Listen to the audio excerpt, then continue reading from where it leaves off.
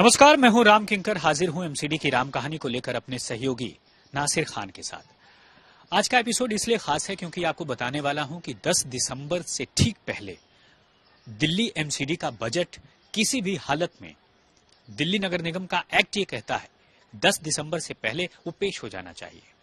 लेकिन वो पेश कहां होगा, क्योंकि पेश होने की जो प्रक्रिया होती है वो ये होती है कि पहले कमिश्नर जो है उसे स्टैंडिंग कमेटी में पेश करते हैं। स्टैंडिंग कमेटी फिर उसे तदर्थ समिति और दूसरी समितियों को भेजती है, वार्ड कमेटीज में भेजती है। वार्ड कमेटी स्टैंडिंग कमेटी के बाद वो तमाम जोन्स में चर्चा के बाद वापस सदन में आता है और अंतिम वक्त में लीडर ऑफ अपोजिशन उसे पढ़ता है और उसके बाद से बजट पर पूरी तरह से चर्चा होती है। तब ये प्रक्रिया पूरी मानी जाती है। लेकिन सवाल ये उठता है कि सुप्रीम कोर्ट में अभी तक स्टैंडिंग कमेटी के फॉर्मेशन का जो पूरा मामला है अभी तक फंसा हुआ है, उस पर कोई फैसला नहीं आया है। और जब मैं वीडियो बना रहा हूं उसके 1-2 दिन में इस बाबत कोई फैसला आ भी सकता है। तो सवाल यही है कि जब स्टैंडिंग कमेटी बनी नहीं और 10 दिसंबर की तारीख से पहले स्टैंडिंग कमेटी में इस बजट को पेश करना है, तब क्या होगा? बजट पेश होगा या नहीं होगा? तो आपको बता दूं, अंदर से जो सोर्सेज हैं वो साफ तौर पर कह रहे हैं कि बजट तो पेश होगा और स्टैंडिंग कमेटी में भेजा भी जाएगा। अब सवाल आप मुझसे यही कर रहे होंगे कि आखिरकार स्टैंडिंग कमेटी जब बनी नहीं तो भेजा कहां जाएगा? जी, यही तो सरकारी चीजें हैं जो साफ तौर पर ये कर देती हैं कि कोई काम रुके नहीं, काम चलता रहे।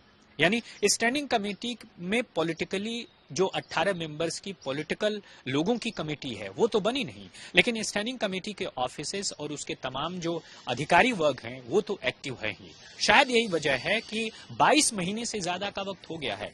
जो भी प्रस्ताव पास होते हैं सदन में, उनको पास अगर सदन से माना जाता है तो उनको अप्रूवल के लिए स्टैंडिंग कमेटी में रखा जाता है। अब स्टैंडिंग कमेटी में 250 से ज्यादा प्रोजेक्ट की जो फाइल है वो अभी तक पेंडिंग है। यानी अभी भी जब मेयर जो प्रस्ताव पास करते हैं वह बाकायदा स्टैंडिंग कमेटी में भेजा जाता है और स्टैंडिंग कमेटी जब कभी बनेगी, मैंने कहा जब कभी बनेगी, तब यह वापस वहां पे फाइलें रखी जाएंगी। तो ठीक यही प्रक्रिया कमिश्नर भी अपनाने वाले हैं।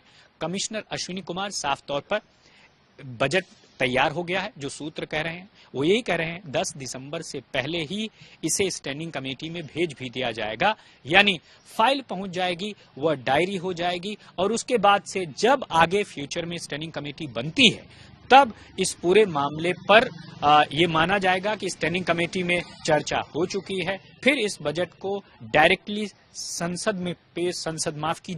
सदन में, एमसीडी के सदन में पेश किया जाएगा। लेकिन ये अधिकार तो कमिश्नर को है नहीं, तो आखिर कैसे होगा? आप याद कीजिए, जब वार्ड कमेटी का इलेक्शन हुआ था तब कैसे स्पेशल पावर्स का इस्तेमाल करके जो दिल्ली के एलजी हैं उन्होंने साफ तौर पर वार्ड कमेटी का इलेक्शन कराया, स्टैंडिंग कमेटी का इलेक्शन कराया।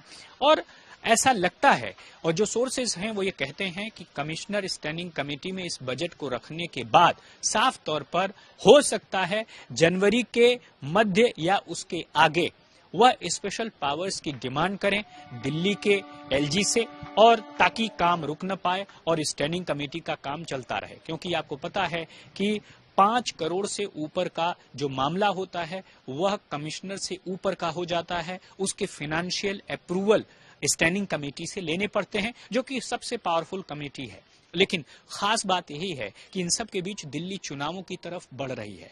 दरअसल आम चुनाव नहीं बल्कि आम चुनाव के ठीक बाद दिल्ली विधानसभा चुनाव 2025 की घोषणा जब चुनाव आयोग करेगा तब आचार संहिता लग जाएगी। लेकिन उससे पहले यह एमसीडी का जो विधानसभा चुनाव में जाने के पहले सत्ताधारी आम आदमी पार्टी का ये बजट होगा। और साफ तौर पर इसमें मुझे नहीं लगता कि किसी भी तरह के अधिकारियों के टैक्स, जैसे कि हाउस टैक्स बढ़ा दिए जाने, पार्किंग फीस बढ़ा दिए जाने या फिर प्रॉपर्टी टैक्स बढ़ा दिए जाने के जो तमाम चीजें होती हैं उसको आम आदमी पार्टी अप्रूवल देगी। तो साफ तौर पर बहुमत वाली आम आदमी पार्टी, जिसके मेयर इस समय है, डिप्टी मेयर उस समय है, साफ तौर पर सदन में अगर ऐसा कुछ होता है कि इसमें कर ज्यादा होते हैं, टैक्स ज्यादा होते हैं, तो विधानसभा चुनाव से ठीक पहले आम आदमी पार्टी ऐसा कोई रिस्क नहीं लेना चाहेगी। शायद यही वजह है कि जो बजट है एमसीडी का वो ज्यादा नहीं, 15-16 हजार करोड़ का बजट होता है और उसमें कम से कम जो म्यूनिसिपैलिटीज को पैसे दिए जाते हैं वो केंद्र की तरफ से तय होता है, फिक्स होता है। तो अमूमन कोई कर न लगे, दिल्ली के लोगों के बीच ऐसा मैसेज न जाए कि हमारी जेब ढीली हो गई है, या कम से कम राहत न दी जाए तो राहत जैसी बात की जाए। कुछ ऐसा बजट इस बार दिल्ली विधानसभा चुनाव से ठीक पहले होने वाला है। इसे कमिश्नर का बजट इसलिए कहेंगे क्योंकि कमिश्नर इसे अधिकारी बनाते हैं, तैयार करते हैं और फिर इसे स्टैंडिंग कमेटी के रास्ते से होकर के सदन में पेश करते हैं। लेकिन स्टैंडिंग कमेटी नहीं बन पाने की वजह से किस तरह से भी ये काम हो रहा है ये मैंने आपको साफ तौर पर बताया। तो ये थी हमारी खास पेशकश जो कि स्टैंडिंग कमेटी के फॉर्मेशन न होने की वजह से भी बजट की प्रक्रिया के न रुकने पर आधारित थी। फिर लेकर आएंगे एक नए मुद्दे के साथ। मेरे और मेरे सहयोगी नासिर खान को दीजिए इजाजत। धन्यवाद।